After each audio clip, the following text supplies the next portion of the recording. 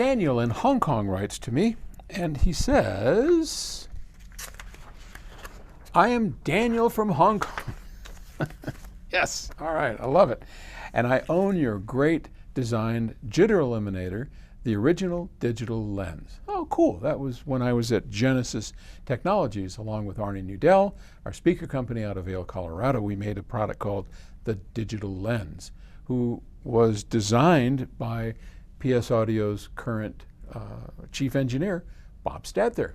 And he and I conspired on that years ago, back in the 90s. Okay. I'm happy using the lens with my Wadia 7 and 9 with the Aural Symphonics red ST-Link cable for a couple of years now.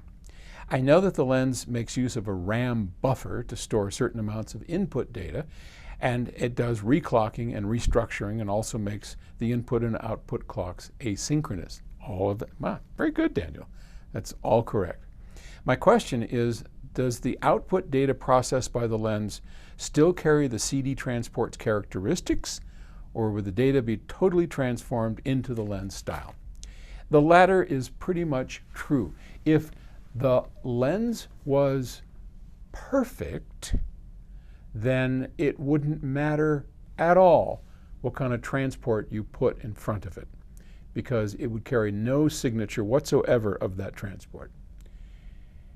It's the same sort of thing that we talk about with power plant AC regenerators. If they were perfect, then it would never matter what kind of AC power went into the regenerator or what kind of cable you used to feed that regenerator. Truth is,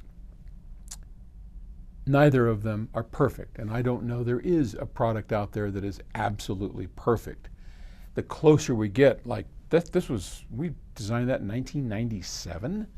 So how many years? What is this, 2023 right now? So that's 97, 320. I mean, that's a quarter of a century ago that we designed that. And it's still kicking. That's pretty good. And still doing its job. We've learned a lot. And here are some of the things that you're kind of missing. The grounds are not isolated. So the ground from your transport, whatever you're using for a CD player, is connected directly up to your DAC via the digital lens. So that's carried forward.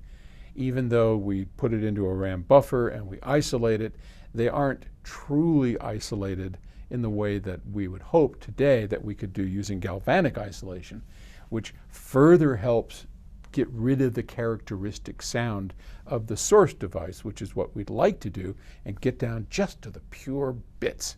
So the modern digital lenses that we build are really much, much better. And we build those into equipment, or there's a product that we have right now called the Air Lens, which has the latest version of the digital lens. The 2023 version of the digital lens is built into the Air Lens, which connects your DAC up to streaming services. And that is almost perfect, but it's not. And it probably never will be. All right. Thanks, Daniel. Take it easy.